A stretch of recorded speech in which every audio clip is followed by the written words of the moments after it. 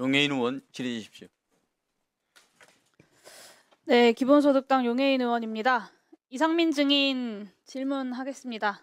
12월 4일 새벽 1시에 서울청사를 나섰고 3시에 대통령실에 도착했다라고 국회에 본인의 당일의 행적을 제출을 했습니다.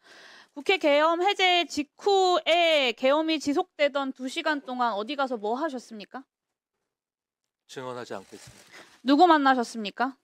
증언하지 않겠습니다. 박성재 법무부 장관도 새벽 3시에 대통령실에 들어왔고 그 이전 행적이 전혀 제출되지 않았거든요. 박성재 장관이랑 함께 있었습니까? 사무실에 있었습니다. 저는. 본인은 사무실에 있었다. 그러면 2시 한 40분쯤 출발하셨다는 말씀이신가요? 그 정확한 시간은 모르겠습니다. 그 사실관계를 좀 제출을 해주세요. 아무리 휴대전화를 교체하고 비화폰을 쓰고 동선을 다 숨겨도 추가 수사하면 다 꼴이 밟힐 거고요. 오늘 이상민 전 장관이 증언을 하지 않기로 작정을 하고 나오셨나 본데 증인의 증언 거부의 사유를 좀 합리적으로 추론을 해보면 진실을 말하면 내란 주요 임무 종사자가 될 것 같고 거짓을 말하면 위증일 것 같아서 거부하는 거다라고 볼 수밖에 없습니다. 형소법 제148조가 유죄 판결을 받을 사실이 드러날 염려가 있는 증언을 거부할 수 있다라고 하고 있어요. 결국에는 오늘의 이 증언 거부 자체가 이상민 증인의 죄를 인정하는 것이고요. 이 죄를 감하는 유일한 방법은 국민들께 진심으로 사과하고 그날의 진실을 역사 앞에 그리고 국민들 앞에 소상하게 밝히는 것입니다. 오늘 이 자리에서 진술하지 않는 것은 역사에 끝까지 내란 속의 윤석열의 오른팔로 남겠다라는 선언을 하는 겁니다. 동의하십니까, 이상민 증인? 결코 동의할 수 없습니다. 피의자 윤석열이랑 어떤 사전 모의도 없었다고 주장하는 이상민 증인이 심지어는 계엄을 말리고 반대했다라고 주장을 하는 증인이 어떻게 이렇게까지 윤석열과 혼연일체가 되어서 움직였는지 저는 정말 좀 놀라운데요. 한번 살펴보겠습니다. 이상민 증인 12월 3일 23시 37분 소방청장에게 전화로 언론사 단전 단수 조치 지시한 바 있죠? 증언하지 않겠습니다. 장관이 지시하자마자 10분 사이에 소방청 차장이 서울본부장에게 전화하고 소방청장이 서울본부장에게 전화합니다. 계엄 관련 경찰청에서 협조해달라. 요청이 오면 잘 협력해주면 좋겠다. 협력할 일이 많이 발생할 수 있다. 계엄 건의권자이기도 하고 충무계획의 주무부처의 장인 행안부 장관이 비상계엄 중에 직접 지시를 하니까 10분 내에 현장 지휘관까지 전파가 돼서 실행 준비를 한 겁니다. 소방이.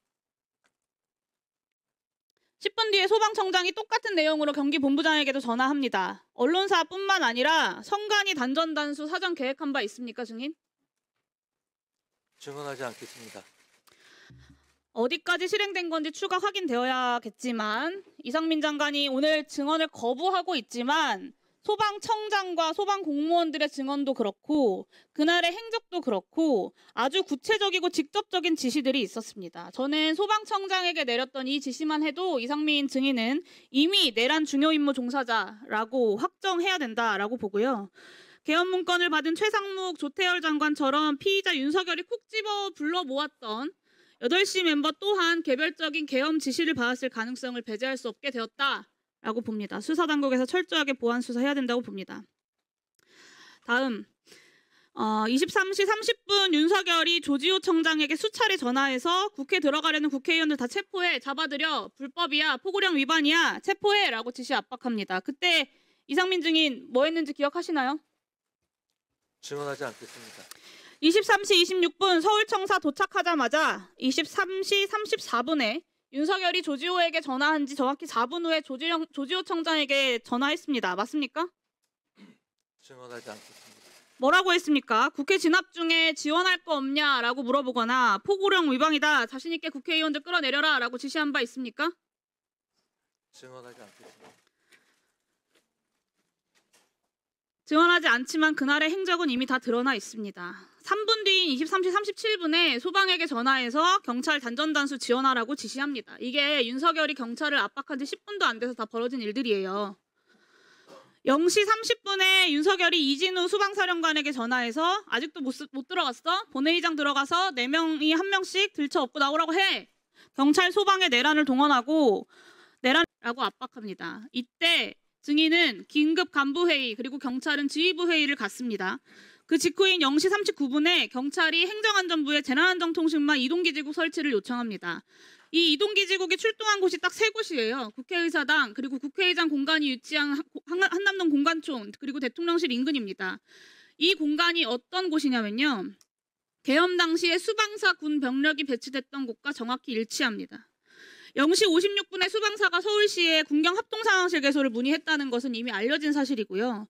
재난안전통신망은 여기 계신 많은 사람들이 알고 있는 것처럼 수방사, 경찰, 그리고 소방, 서울시, 행안부가 함께 통신할 수 있도록 되어 있습니다. 단전다수뿐만 아니라 통신까지 끊으려고 한 건 아닌지 정황상 의심할 수밖에 없습니다. 다음입니다. 비상계엄 해제 의결 이후에도 장관은 경찰국장을 통해서 경찰 상황을 수시로 확인을 했어요. 이동기지국을 그대로 아침까지 배치를 했고 4일 아침 외출하고 국무위원 간담회하고 저녁에 안가에서 회동을 합니다. 계엄 수습책 논의에 앞장선 것으로 보여요. 그리고 그 다음날 국회에 출석해서 처음으로 고도의 통치 행위라는 변론 방향을 제시를 합니다. 실제 이상민 행안부 장관의 행적은 계엄을 적극적으로 지휘하고 지원한 것으로 해석할 수밖에 없습니다. 경찰 소방의 내란에 동원하고 국회에서는 고도의 통치행위 운운하면서 변론 방향 제시하고 꼬리 밟힐까봐 더 이상 증언하지 않으려고 사퇴하고 숨죽이고 기다리고 있었던 겁니다. 소방청장 때문에 꼬리 잡히지만 않았어도 거짓말 그 자리에 앉아서 뻔뻔하게 하고 계셨겠죠. 지금처럼 증언을 거부하지 않고. 그렇지 않습니까? 이상민 증인이야말로 재범 우려 그리고 증거인멸 우려가 크고요. 그리고 혐의 또한 내란 중요 임무 수행으로 중합니다. 다른 이미 중요 임무 종사자들이 다 구속되어 있는 형평성을 고려할 때 수사기관에서는 이상민 증인을 즉각 구속 수사해야 한다라고 판단합니다. 이상민 증인 동의하십니까? 증언하지 않겠습니다. 네, 오늘의 이상민 장관의 이 비겁한 역사 죄인의 모습을 국민들은 똑똑히 기억할 것입니다. 그리고 역사가 반드시 네, 이상민 장관님. 네.